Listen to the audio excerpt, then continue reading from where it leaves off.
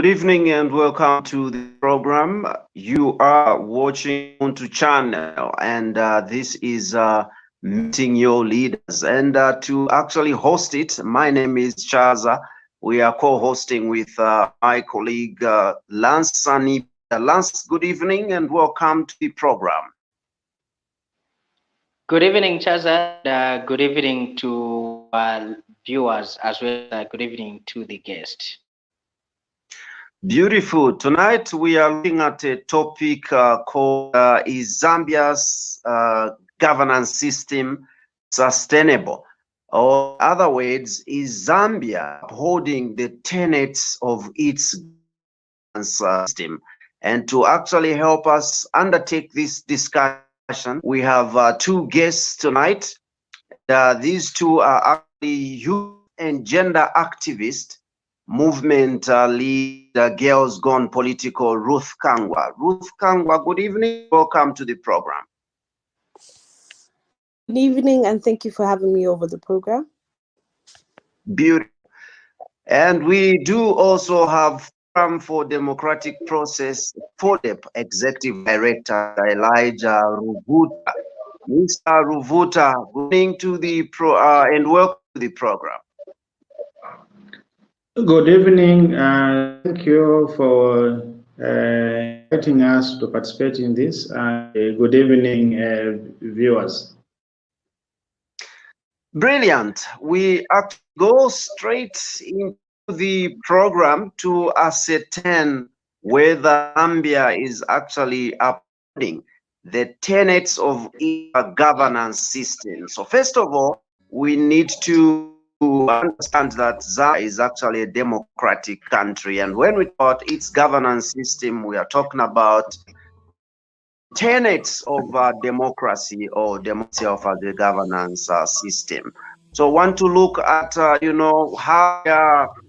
dispensing democracy, how are we moving, or where are we in terms of democracy in Zambia. This is the first point. I'll throw it to Mr. Rubvuta to up as first to tell us his standpoint as regard where we are in terms of democracy.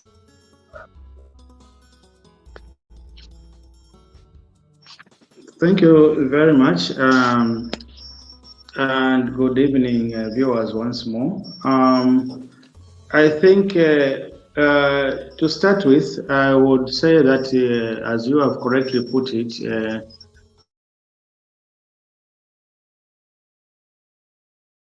Zambia parliamentary democracy, which incorporates a presidential system as well as a parliamentary system, as you know.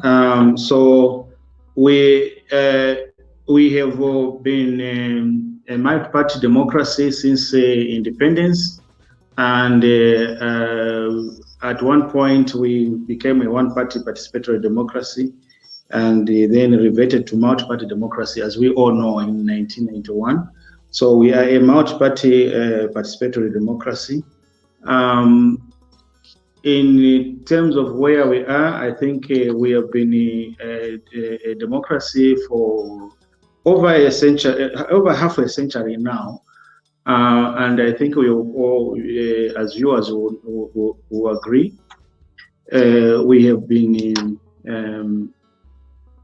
practicing our democracy in different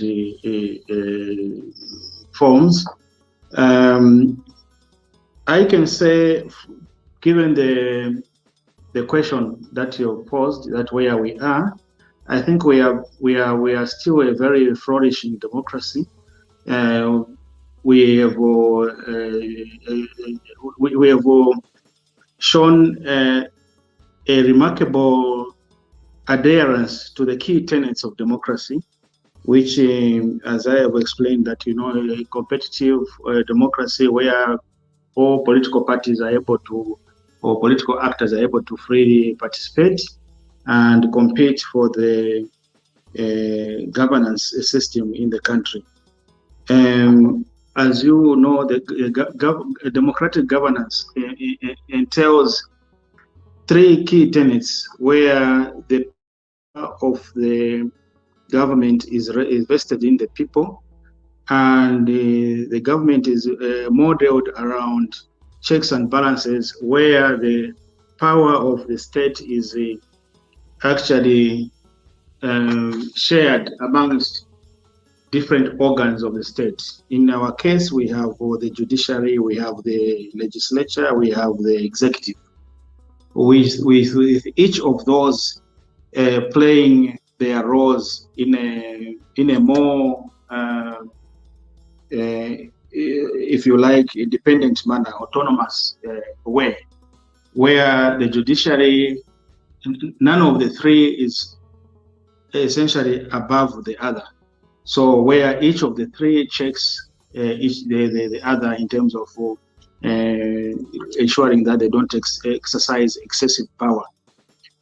So I think in terms of where we are, from where we would then deduce as to how far and to what extent we can say our system is sustainable, I think we'll come to share on that aspect in due course. So suffice to say that I think we can say where we are in terms of the governance system, we are a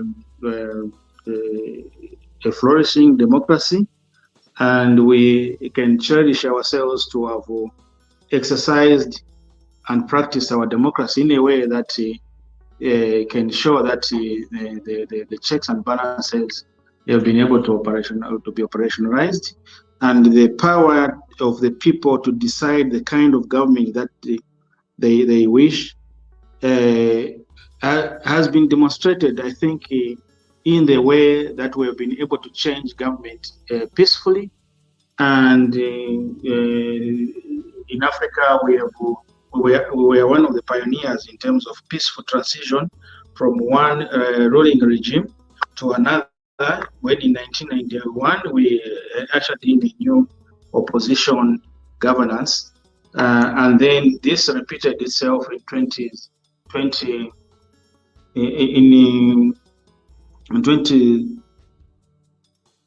that was 2011, as well as also the last elections that we saw in 2021. So I can say that in terms of democratic credentials, we can overall say we have been able to achieve in terms of, and to score in terms of the expectations of democratic governance overall. There may be a number of challenges here and there, but overall, I think the space exists for people to exercise and to provide proper checks where necessary in the government. And I think we can also say that there are institutions that can be relied upon in terms of delivering that required space for people to exercise their democratic participation. I think that that's what I would say for now. I would pause for maybe the others to add in. All right. Right. Thank you so much. Actually, his second name is a bit difficult, but I will have to learn it, Mr. Rubvuta. Okay, we do appreciate, yes. And now we'll switch to Ruth Kangwa to also give us, his, her perspective in terms of democracy. Where are we as a democracy, as a country right now? So good evening once more.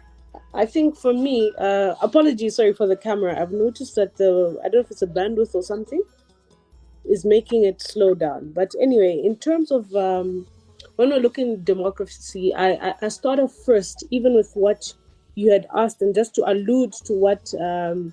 Rubvuta had mentioned, is when we're looking at Zambia and that we are a flourishing democracy, looking at how we gauge ourselves in terms of if we are a sustainable if we've got a sustainable governance system, I think we need to measure this against our tenets of good governance. And some of the things I think, from my perspective as a youth and gender activist, I'd like to highlight is where we are right now with one of the tenets of good governance, which would be participation of citizens.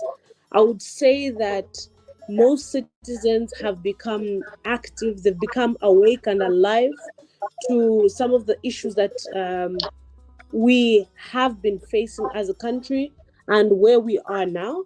So, in active participation of both the men and the women in Zambia, I think we have seen an expression not just from the citizens now, our leaders, exercising their rights, but just from with 365 days post an election, we'll look at the young people. I say that the characteristic of good governance is indicating a positive democratic system for Zambia because of how people are able to express their views and to try and hold our leaders and the government accountable, which brings into the other tenet of good governance, which would be transparency and accountability.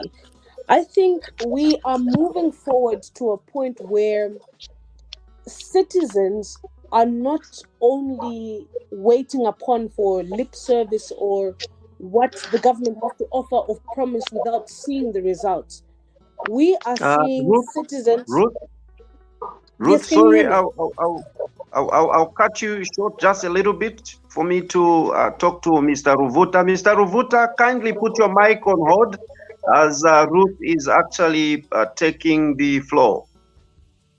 Thank you so much. Ruth, you can continue, please. I hope I haven't lost my line of thought. But anyway, I was talking about transparency and accountability moving forward. I think it's one of the practices that we have taken as a democratic society to ensure that we are seeing enforcement in terms of compliance with rules and regulations that have been established, such as our the laws in our constitution.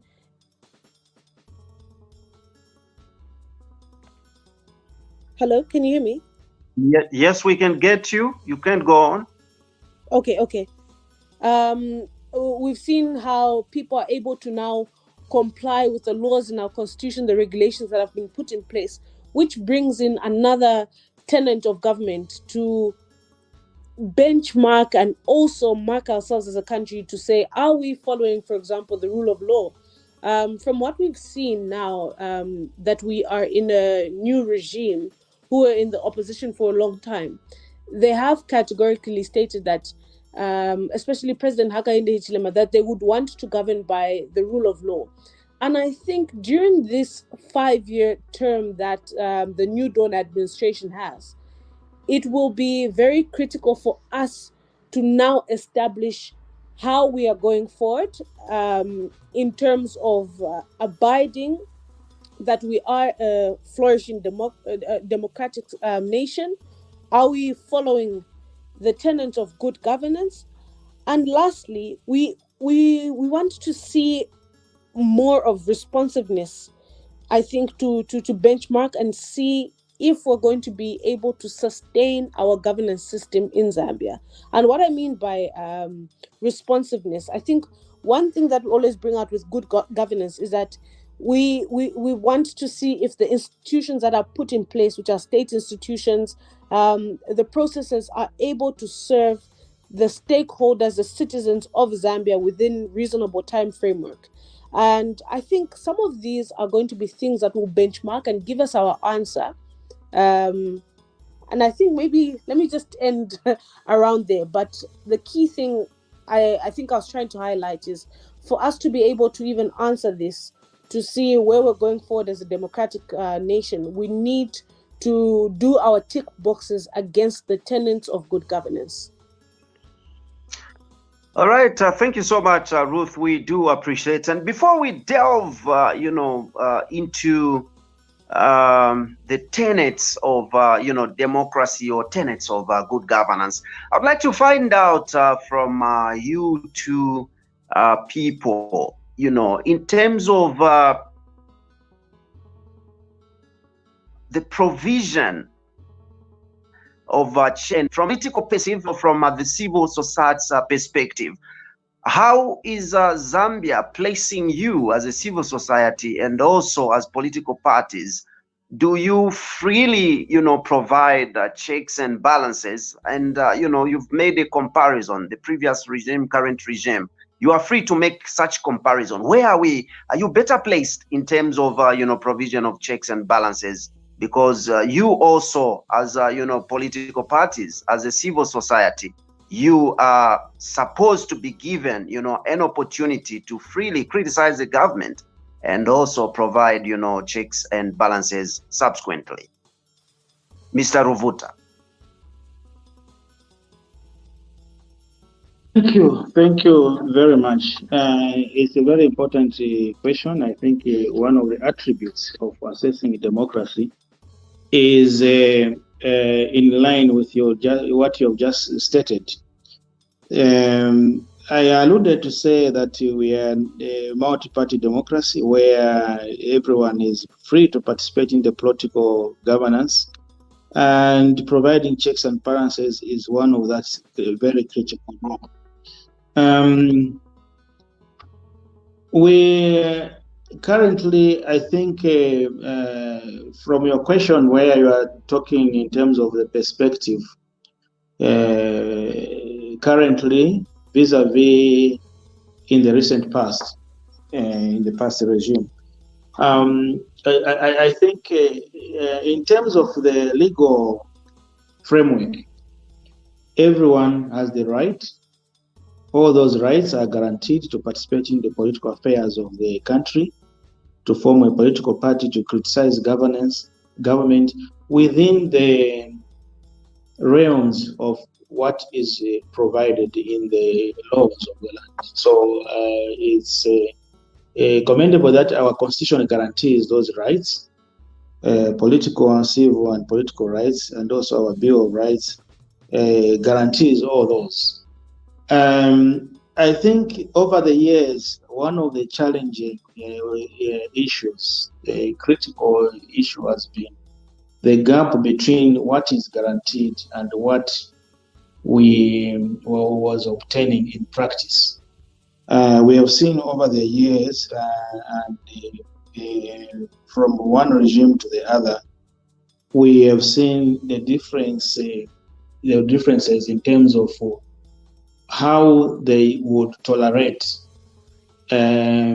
people and groups exercising their enshrined rights in terms of expressing their views when providing checks and balances, particularly on issues that the ruling regime would perceive to be quite critical of their policies and their democratic, their governance system.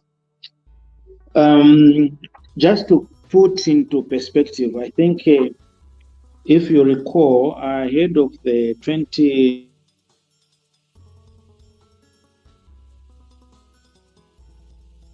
quite all right, there was it was a period when which was characterized by the pandemic. COVID had come into being, and of course around that there were formal restrictions that were imposed in line with the public health requirements. But you would recall that in terms of political participation and checks and balances, what was in the public domain was that the application and enforcement of those restrictions, it tended to follow a certain pattern where gatherings that were of a political nature for other opposition political parties to gather were and disproportionately restricted, and other gatherings that had an inclination towards in support and in line with the ruling party were condoned and allowed, even amidst the restrictions of COVID-19 precautions. So and also that glaringly came to be seen during the campaign for the 2021 elections, where certain opposition parties were actually almost blacklisted or not allowed to organize and conduct their campaigns. So in that perspective, that's a very clear example of where rights are curtailed and the democratic dispensation is not as should be.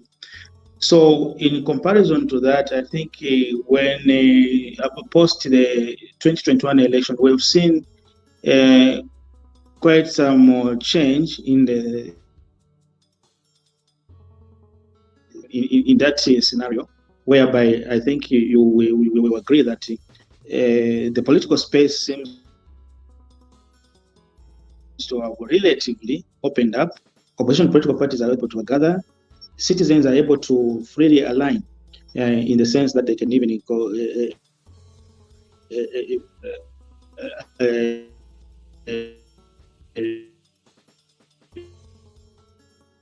I would say that I think we have seen some more elements of positive change towards the guaranteeing or the widening of the space and the guaranteeing of the space in which civil society and the political parties are able to exercise their checks and balances role more freely.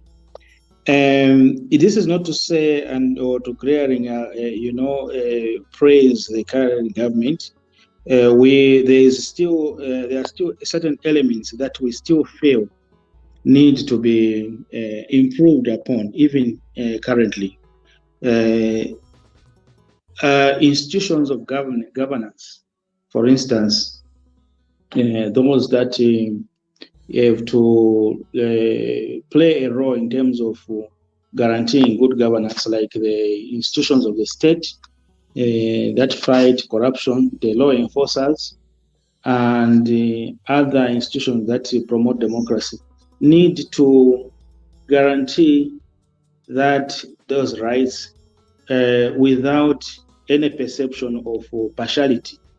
In the recent past, I think there have been some kind of reasonable, some kind of criticisms that some of these institutions have been seen to be partial in the way they are, they operate. But in relative terms, I would say there's quite some remarkable or noticeable change. I can speak just broadly like that. I think in terms of when we come to the discussions, some specific examples can come from some of the inputs from the audience. So, right, thank you so much. Yeah, so I think that's what I can say in a nutshell for now.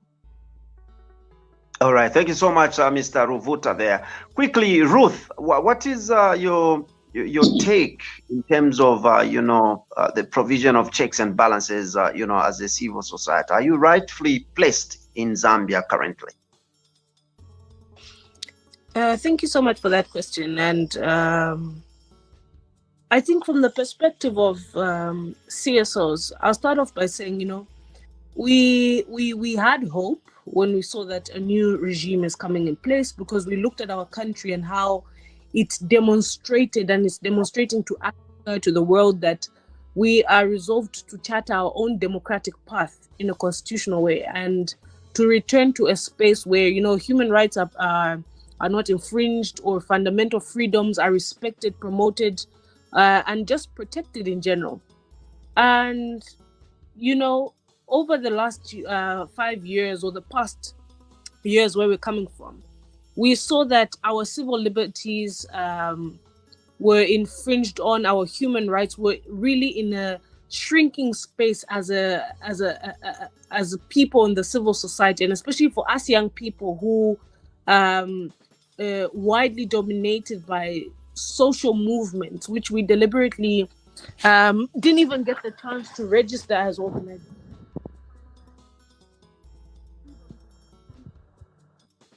Ruth, are you there? Hello? Yes, we are getting you. We briefly lost you to connectivity, but we can get you now. Okay, at which point did you lose me? Sorry.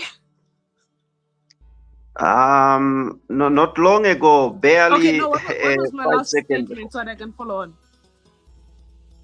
You were actually explaining on the hope that you had in the new regime. Okay. Okay. I'll start off. I think maybe you missed most of a portion. I was saying that, as a civil society and as young activists who are in the civil space, we have hope, and because we saw that Zambia coming in with a new regime and everyone feeling a sense of hope, because we've demonstrated to Africa, to the world, that we are about to chart our own democratic path by following the rule of law, and to return to a space where our own human rights, our freedoms are respected.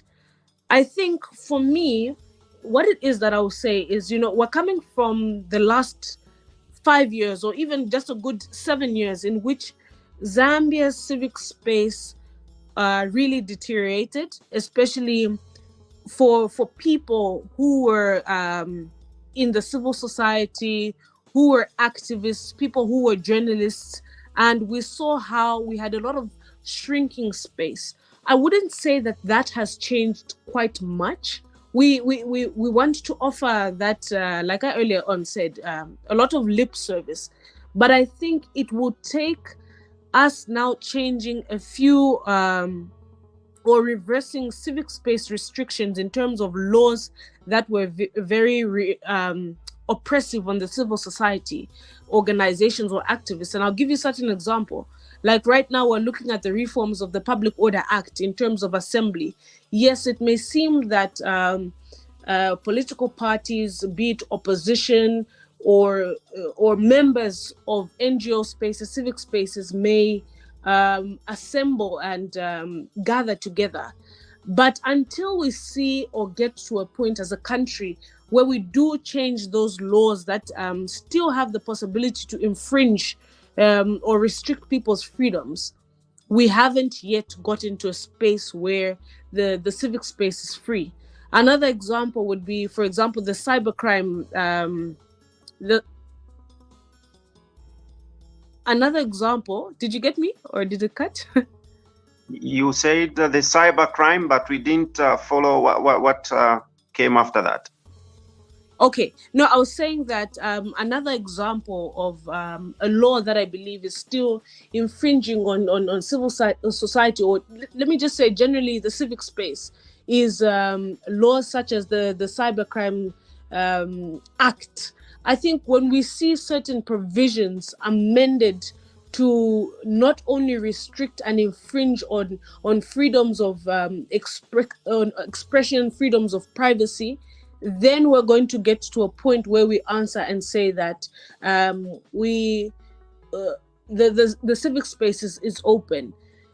So for me, what it is I wouldn't say that Zambia has gotten to that point yet within a year, because I'll give you an example. Even in the penal code, the defamation of the president, I think that's still something, so long as it stays in our law, that hinders and infringes citizens that speak out or against the president. Because what is the benchmark, or what is what is the measure of somebody who really infringes, who defames the president, or somebody who just merely passes a statement? So in terms of freedom in the civic space, I don't think we've gotten there quite yet. I'm quite aware that in the next session of Parliament, we're going to see some review, especially with the cybercrimes bill. So hopefully when we see a lot of reform and change around the laws,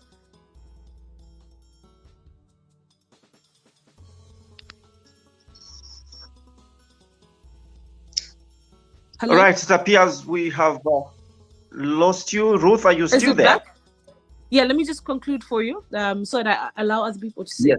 I was saying that, so in terms of wanting to see or to comment on whether we're now a free space as a civil society, I think what we would want to now see, especially in this new dawn government, is for President Hichilema and his administration, having been in the opposition for very long, having been victims of these restrictive spaces, finally acting upon some of their campaign promises, which were to initiate broad consultations with Zambian civil society, human rights defenders, the Human Rights Watch, and maybe then when we as a civil society are seen more as partners, we're going to see more change and hope for Zambia's democratic society.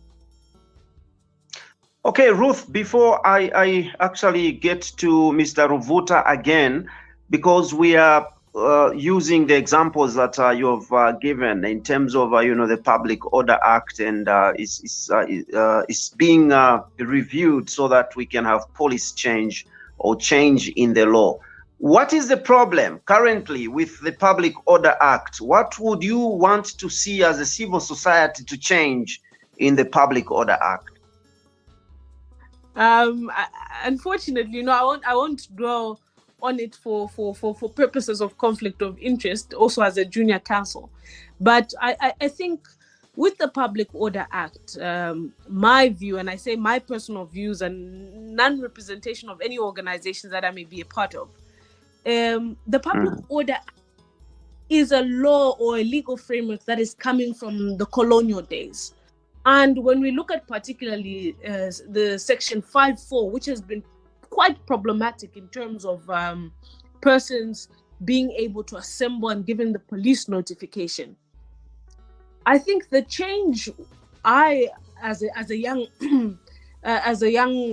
person in the civil society, civic space, would want to see is looking at terms in which we allow citizens to express their views whilst not going beyond the freedom of expression. I hope that makes does it make sense? Because when we coin the term of freedom of expression, we've got the right of freedom of expression. Most people miss out that this freedom of expression mustn't be one that also infringes on another person. So even when we're given the freedom or the right to assemble, or if we reduce the notification terms of purpose, even if people say 48 hours before assembly, I think even those that will be bestowed the power now to give permits or allowances should be able to weigh and to gauge, not to infringe on people's rights to voice out and air out. Because I know most of the things that that provision in the Public Order Act of 1955 hindered or infringed on people's rights to freedom of assembly was for the purposes of the political space. And even in the colonial days, they wouldn't want our own Africans to assemble and to overthrow the Boma, back then the British Overseas Administration. So we need to look at how Zambia, we have said, is a flourishing democracy. More people are voicing out. I always get inspired by South Africa, how people are able to mobilize, assemble together to push for one particular change. But whereas with that Public Order Act here in place, it has infringed people from being able to express. You're automatically seen as as against the government, or you're one that is just not for the government. But whereas you're just trying to voice out, to want to see change in a particular space. I think I'll end off there. Thank you so much, Ruth. We do appreciate, this is our Ubuntu channel, and you are watching or listening to Meeting Your Leaders. At this point in time, considering that we are two of us, hosting, this program, I would throw it to my colleague to ask 1 or 2 questions, as we get to also invite the public that may join us through messages or may join us through the link. Lance, over to you. Thank you so much, Chaza. And of course, it's great to be given a chance to throw at least 1 or 2 questions to our guests. And well, quite an interesting issue to discuss. And I would like to first start with Ruth. Well, I know she's she's just coming from answering another question, but looking at her being a youthful and female young leader, would quickly get to her and probably get to ask this question, of course, in regards with the topic of discussion, which is Zambia's governance system. Is it sustainable? And we're talking about democracy.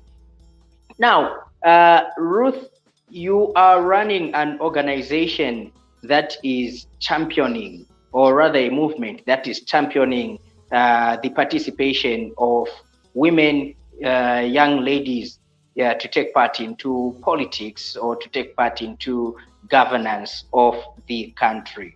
As a movement leader, where do you think we are in that regards? And with the type of system that we have in Zambia, which is democracy, is it supporting the young women, or is it supporting young ladies, or generally the females, to take part into governance? Thank you so much, Lance, for asking a question actually in line with some of my passions, like you mentioned.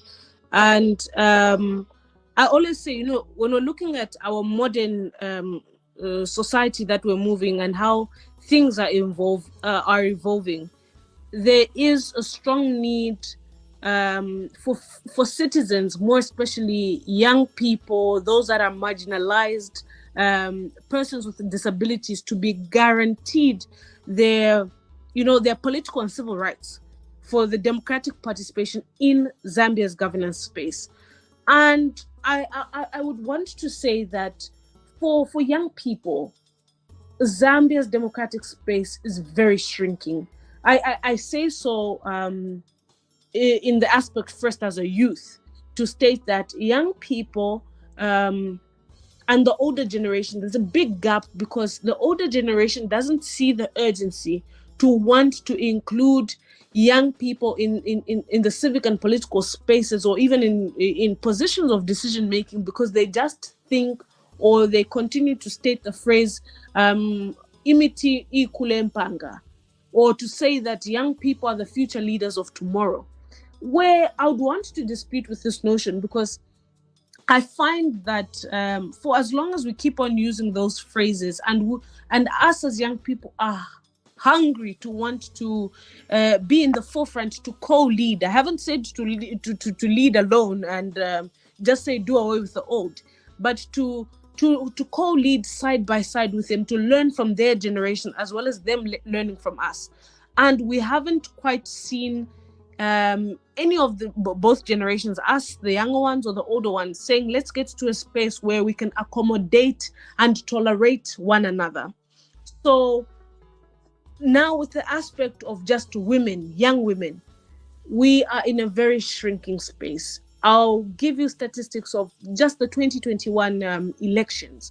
Do you know that at local government level, we've only got 8% of women? And when we're translating this, even in numbers, we've only got maybe 140 councillors out of 1,000 plus who are male, and mayors and council chairpersons collectively, we've only got about 15 of them over 100 plus men. So with those numbers, you already see that there are many hindrances or barriers for young people's participation, women's participation in Zambia's democratic space, because I think we're coming from this patriarchal system for us women, where they've always coined it and thought that young women should just be home looking after their children. Young women's places belong in the kitchen. This has also shifted. I'm sure that Mr. Rubvuta will agree with me that even in political parties, women have been subjected to do the womanly duties. You'll see that even political parties will give us lip service before elections to say the adoptions, we're going to increase the number. But you'll find that even when they're adopting women, they are giving them the tough constituencies or the tough districts where they know that women's leadership is not bought into. So in terms of youth participation, if we go to National Assembly, we've only got about 4 or 3 members of parliament and only 1 young female member of parliament who is from Mambilima constituency. So already we see that the participation of young people, even when we're measuring it or benchmarking against the tenets of good governance, we are participating in terms of, commenting, making, trying to do a lot of accountability, even through platforms such as this, but we aren't anywhere near or close to the tables of decision making. And I think this is something that's going to have an effect or a change come 2026 or elections to go beyond. Because for me, 2021 as a young person, and I was actually an electoral candidate, was a game changer in terms of youth participation. Young people saw that we are usually used as the tools for violence, usually used to carry out work for the big boys, the big politicians. But we are making a shift now when we look at our region, we look at our other neighboring countries and how they're inclusive of young people. And I feel that in 2026, young people will not only be, the voters and the way we've been coining it, that young people turned up in numbers. Young people are now going to demand for their rightful place in Zambia's democratic space. So I think I'll end off there because I'd want to listen from our FODEP director, especially around youth participation as the older generation. Where do they feel the gap is, or what is the problem of why young people aren't included? All right. Thank you so much, Ruth. We really appreciate your participation.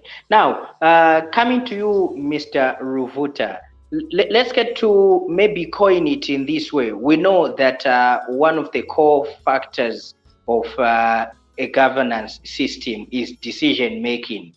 Should it be a mandate for a ruling party in power to draft, maybe in collaboration with the citizens, to draft up or put up a deliberate policy, put in place a deliberate policy that pushes political gatherings or political parties, as well as civil societies, to create space for not only the young women, but also the young people to take part or to take leading roles in governance issues? Mr. Rubvuta.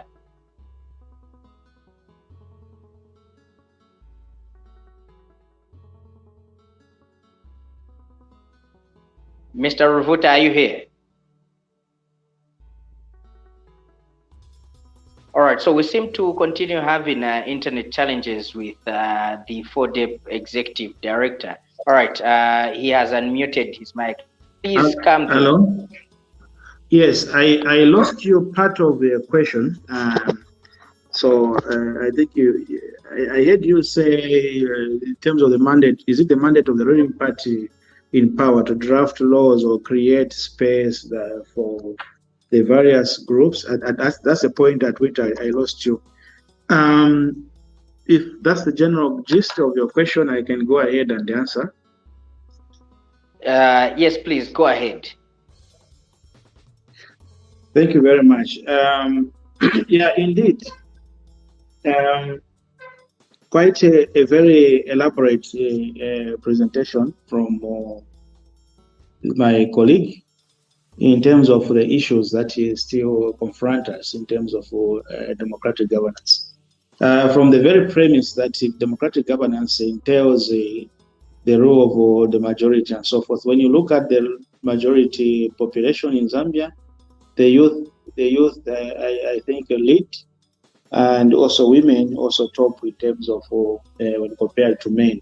So it's only natural and expected that in terms of us, improving and enhancing our democracy, the participation of these groups needs to be very central in decision making and also in the political governance and policy making. Also, the same in terms of the marginalized groups, including people living with disabilities. So I see, first and foremost, of course, yes, it's the mandate of the party in governance. Just to underline that the party in government is not just ruling by its own rules or by its own wishes. They are mandated by the national rules of governing. That is derived from the people. Okay, so they have to rule in the interest of the people, and their role is to lead and not to do what they desire. It's not just a party manifesto thing. So generally, I see three main things that needs to be undertaken, and of course the party in power needs to exercise leadership, incorporating the participation of all the sectors, all the people, in entailing that the governance system and the rules that affect these issues which limit the participation of the various groups, the youths, the women, and the people with disability, is guaranteed. One such means is through law reforms, as my colleague alluded to, in terms of ensuring that we elect leaders. So in terms of ensuring that the leadership pool that results from our undertaking in terms of elections, we need to also explore and see how we adapt our electoral laws, more especially electoral systems, because the electoral systems are the ones that determine which formulas can give you the output that you desire in terms of the balance or representative or equitable parameters of the leadership profile that result from an election. So electoral systems we need to adopt and adapt the electoral system that will suit our environment, and also be able to give us the outcomes that will satisfy the credentials and the profile that we desire. And it's encouraging that they currently, there are a number of efforts towards this goal. A number of civil societies are engaging in seizing the opportunity that government has pronounced in terms of its willingness to institute constitutional and legal reforms, of which the Electoral Act, the Public Order Act, and the other law reforms, including the access to information, are part of the menu. Then second, that's one area in terms of legal reforms. These would help us ensure that we have laws that guarantee at least an approximation or a guarantee that gives us a guarantee of what we can get out of an election. Then secondly, we need to inculcate the values of these tenets of democracy and participation, equitable participation in the decision making, in the structures and the institutions that constitute governance. Political parties are one such institution, because political parties are governments in waiting. So we need to inculcate the values and the understanding and the appreciation of all those elements that we are proposing to go in the Electoral Act, and also so that these political parties practice these elements.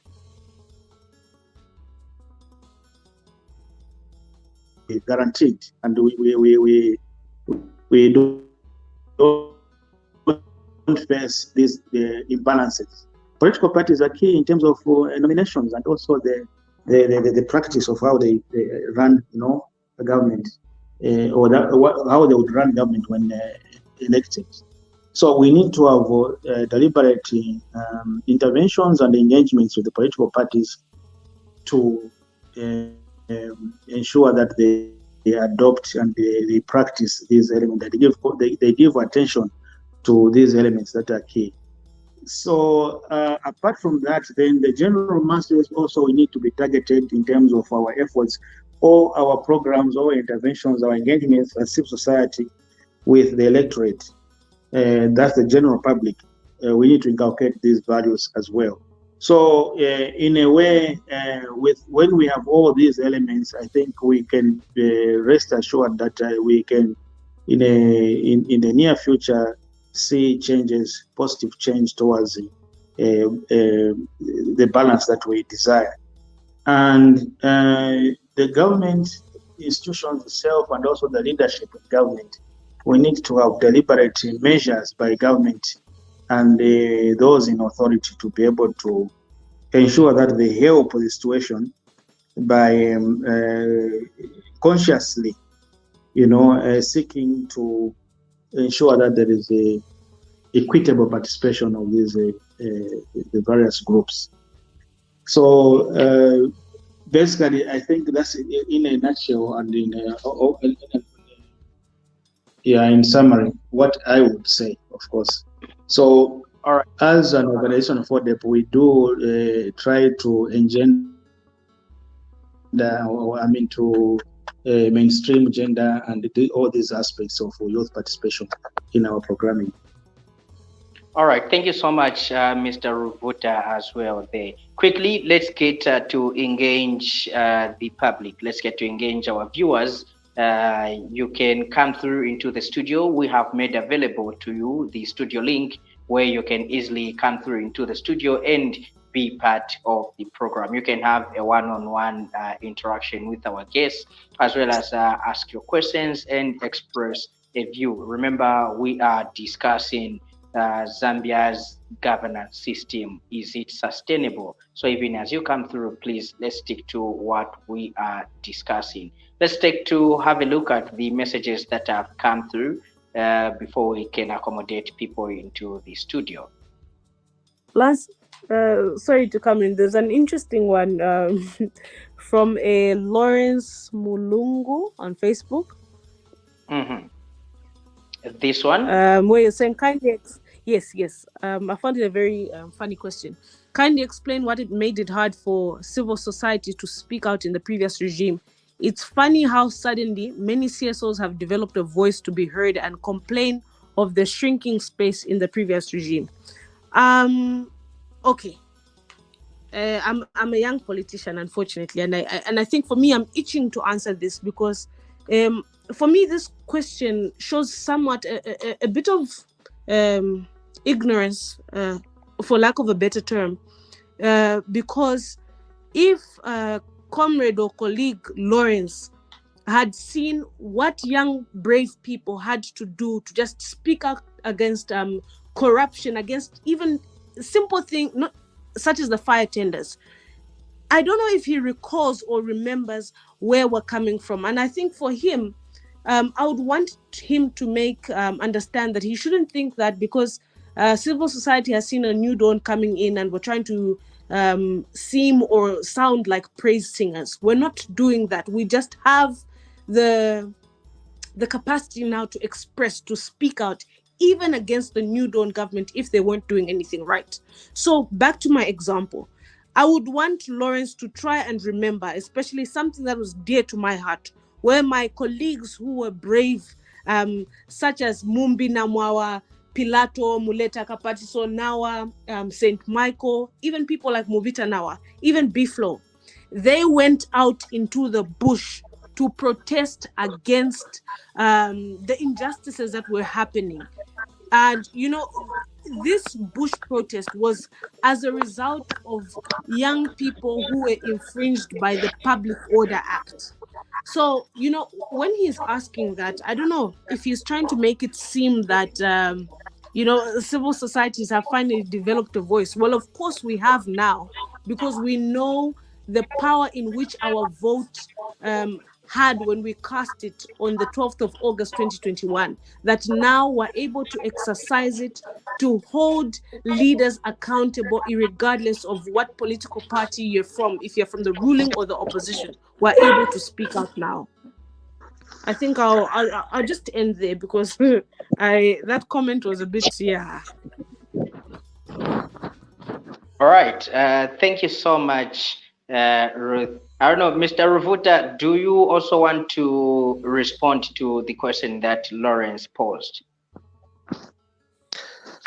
Apparently, I seem to have dropped out, so I missed the question. Or the comment. For you, sir. All right, Director, let's have the question on the screen. All right, so it reads, though it was directed directly to Ruth, but I would also be glad for you to respond to it, because you are coming from the CSO. So kindly explain what makes it hard for CSOs to speak out in the previous regime. It's funny how suddenly many CSOs have developed a voice to be heard and complain of the shrinking space in the previous regime. Perhaps you can respond to that, Mr. Rubvuta. Okay, thank you so much. I think the question itself embraces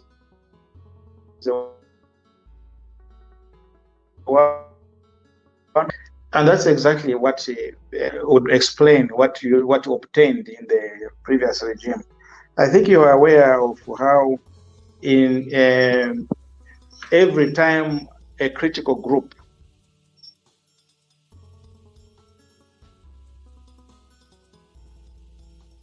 Mr. Rubvuta, are you here? All right, we seem to continue with internet challenges. A limitation in terms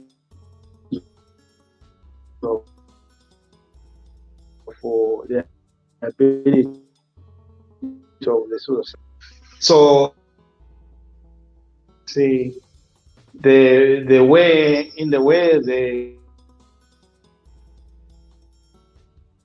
Whoa, Mr. Rubvuta, we are still finding it hard to get what you are saying. Perhaps our director will be able to help with the internet issues. But as that help is coming, let's get to read more messages that have come through. Director, if we can go through the messages. So Tatila says watching. Jack, thank you so much. Good to know that you are tuned in. Walia following from Liwala. Walia, thank you so much for being an ardent follower of this program. Chibonta Jule says, what's the problem with the Defamation Act? Is it okay to allow people to insult the president at will? All right, Chibonta, thank you so much. If we can get to another message that has come through, or perhaps let's have our case. So Ruth, I think you brought up the that act of defamation of the president. Do you mind responding to Chibonta?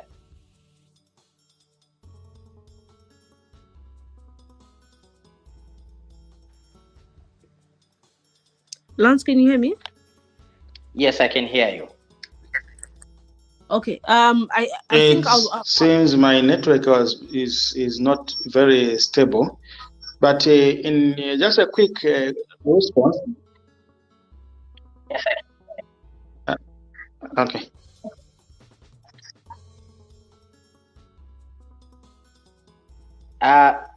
Mr. Rubvuta, you can go ahead.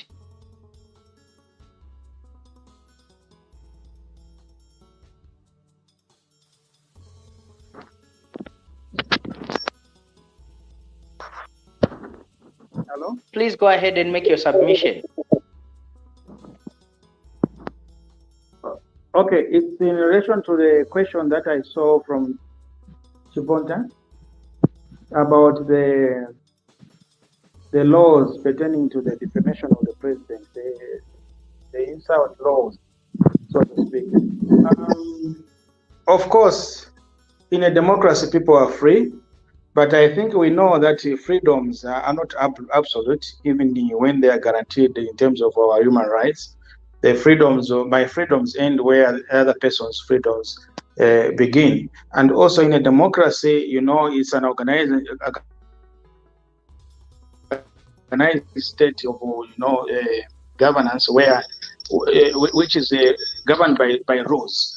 So as civil people, citizens, we have to be civil in the where we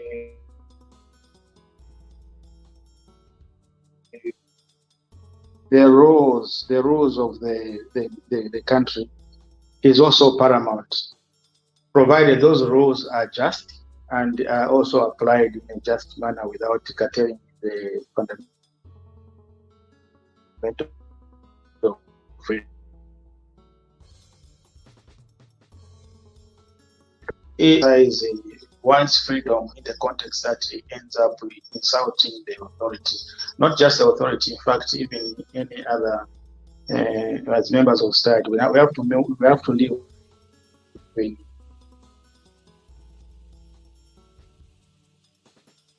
I would say that what I would say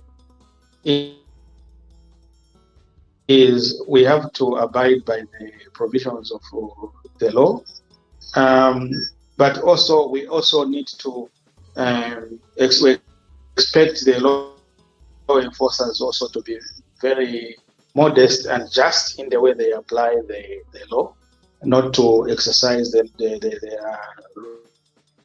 of enforcing the law in excessive and selective manner, where the balance between the two is not very satisfactory. I think we have the third arm of the governance to resolve such kind of differences through the judicial process. All right, Mr. Rubvuta, thank you so much. Ruth, do you want to add something, or you are okay with what Mr. Rubvuta said? Want to add something to I don't know if it's disagree a bit, but just to go in a different direction. For me, I'll tell you the provision, actually, not about the Defamation Act, but even the provision in the Penal Code, Section 69, defamation of the president, is a very retrogressive law. It's a retrogressive section that must be done away with, because why I say this is that no one can ever have control over another person's feelings. So I look at democracies such as the USA.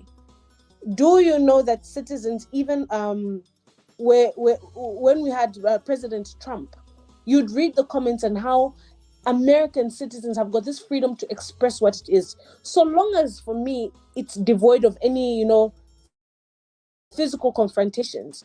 I think this will then qualify as a good tenet of democracy, when people are allowed to express themselves and not get arrested for merely expressing their views. I'm not tolerating the insulting per se of a president, because that then goes back to the point which I made about the freedom of expression, and how there are derogations underneath that same right, where another person mustn't infringe on another person's right. So if somebody's insulting the president, I think that would then be infringing on them. But then, just generally, defamation of the president is something that I think should be done away with, because like Mr. Rubvuta had, when he was concluding about the police should be able to exercise with the highest form of professionalism in terms of carrying out their duties. What we have seen, even with that law in place, is that most of our law enforcement agencies, or even the police, would want to appease any sitting president. And as a result, that's where we see them arresting people. I think we saw a video circulating earlier this year with, I don't know if it's 2 or 3 young men that were being beaten up by soldiers for expressing comments which were famed as defaming President Hakainde Hichilema. So for me, the defamation law is something that should be reviewed. It will be a chonga box, if I can say that. It will be something that we can perhaps tick against Zambia heading towards a sustainable or a democratic society, if we measure it against the tenets of good governance. All right, Ruth, thank you so much. Now, time is not really our best ally, and in winding up, I think I would love to come back to Mr. Rubvuta and maybe come to the question of Lawrence, not maybe in a way that he brought it out, but in this way. Why is it that, or maybe it has been perceived to say CSOs, NGOs have gone to sleep together with the church after when the New Dawn government formed government? Immediately UPND formed government, CSOs, NGOs, and the church, which was very vocal and critical in the previous regime, have gone to bed. Mr. Rubvuta, is this true? My CSOs, have you gone to sleep?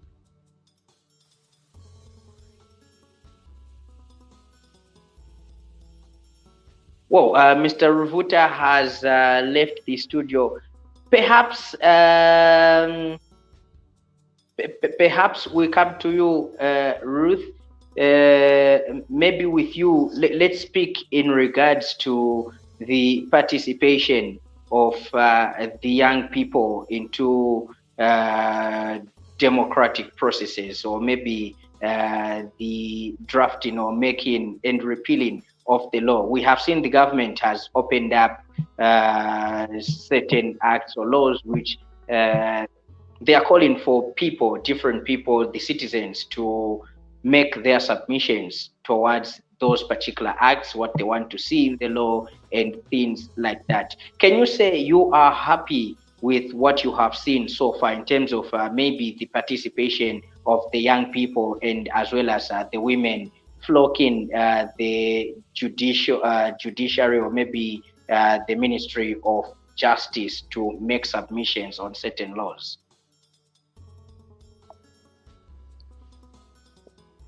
Buzz, can you hear me now? Yes, I can. Okay, so for me, my first off comment that I will say is I'm actually quite happy with how the space has been opened up to ordinary citizens in terms of legal reforms. Because what we previously saw is that certain laws were created without the wide stakeholder consultations, even of young people. But right now we've seen openings even with the budget for 2023, and asking people to come in through the Private Citizens Forum. With the Public Order Act, we've seen a call for submissions, be it through email or different forms of platforms, to the Zambia Law Development Commission. And as well as, I think I'd like to highlight a win for the rest of the young people. I think what we have seen is a responsiveness, in particular to our only state institution for young people, which is the National Youth Development Council, which was established in 1986 when we had a one-party state.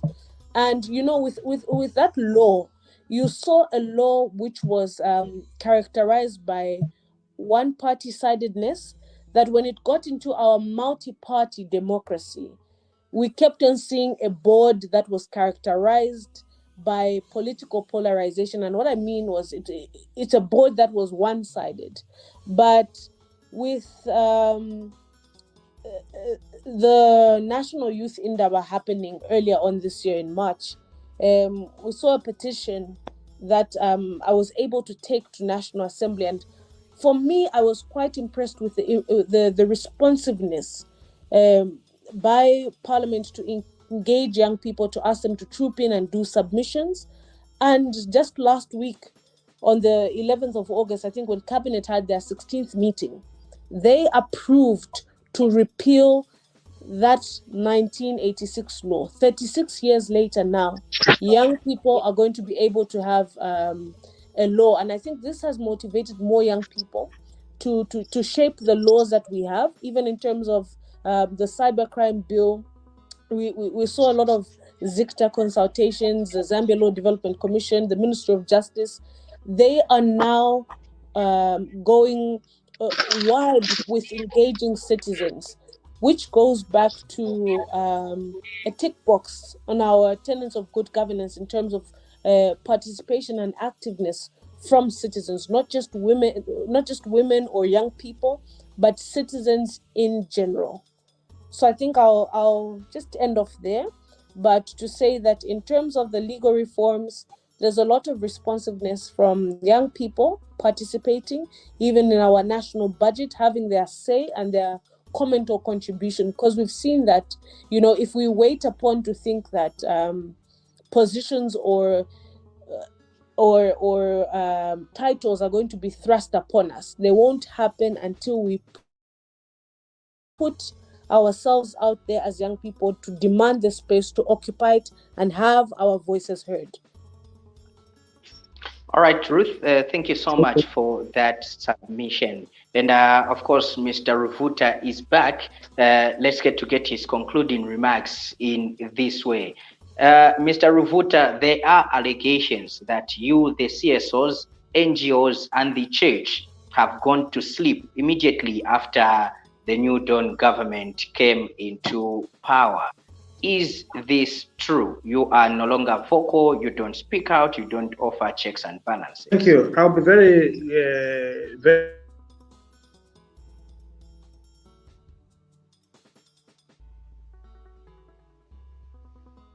Mr. Rubvuta, are you here?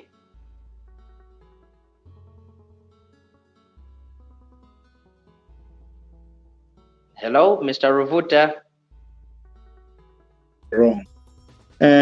From the perspective that everyone has acknowledged that the civic space has not been as open as it has been currently, one would understand and get to appreciate the fact that in an environment where it's very, very restrictive, even when you are speaking, of course, you have to speak with a certain level of energy to be able to push your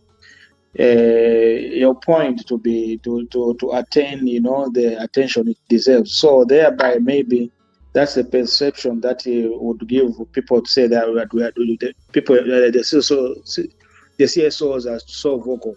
Even now, we've been quite vocal and engaging with the government. The difference now has been, as my colleague has alluded to, has been that there seems to be a relatively responsive, attention to the issues that we bring forward, and there's been a relative open space of engagement to allow the input of the various stakeholders, not only just the CSOs.